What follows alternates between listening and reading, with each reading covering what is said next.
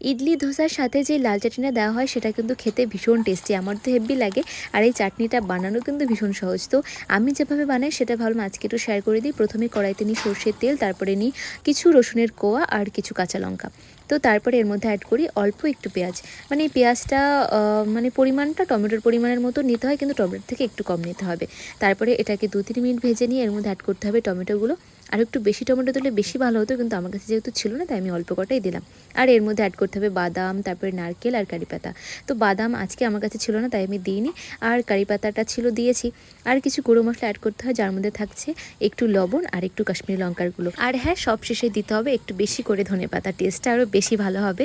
আর তারপরে এই সব কিছুকে 2-3 মিনিট নেড়ে চেড়ে ঠান্ডা করে মিক্সিতে মিক্স করে এর মধ্যে দিতে হবে একটা ফোড়ন, যার মধ্যে থাকছে একটু সর্ষের তেল, একটু সর্ষে, একটু কারি পাতা। আর এটাকে অনেকটা বেশি গরম করে চাটনির মধ্যে ঢেলে দিলেই হয়ে গেল রেডি। তো এটা খেতে হেভি টেস্টি। তো তোমরা কে কে ইডলি ধোসা খেতে ভালোবাসো কমেন্ট করে জানিও। টাটা।